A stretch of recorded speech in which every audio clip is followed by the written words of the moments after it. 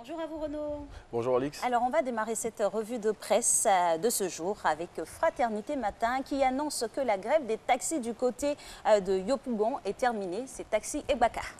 Les populations de la plus grande commune de Côte d'Ivoire peuvent pousser un ouf de soulagement. Après 2 jours de grève, les taxis communaux et les Baka reprennent leurs activités aujourd'hui. Pour rappel, les transporteurs ont lancé ce mouvement pour protester contre de nouvelles taxes imposées par la mairie de Yopougon. Plus de détails dans Fratmat de ce jour.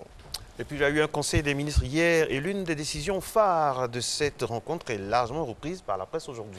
Cette décision, c'est celle de la grâce présidentielle accordée par le président de la République à plus de 3000 détenus.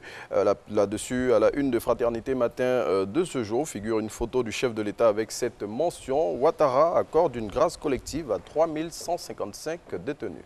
Et cette même information est reprise ici dans l'Intelligent d'Abidjan. Oui, et c'est avec cette une. Qui sont ces 3155 personnes qui vont être graciées? Le confrère propose d'en savoir un peu plus sur ces détenus qui vont respirer l'air de la liberté en ce début d'année 2020.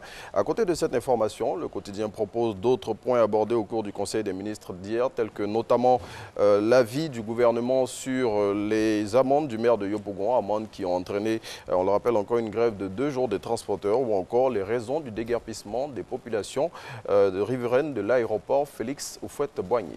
Et puis l'opposition veut contribuer à un environnement électoral apaisé pour 2020.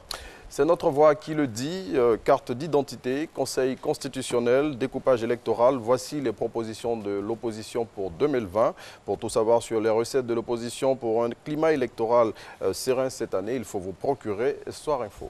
Passe à l'Inter maintenant, qui dans son édition d'aujourd'hui même fait des révélations exclusives sur le Front populaire ivoirien.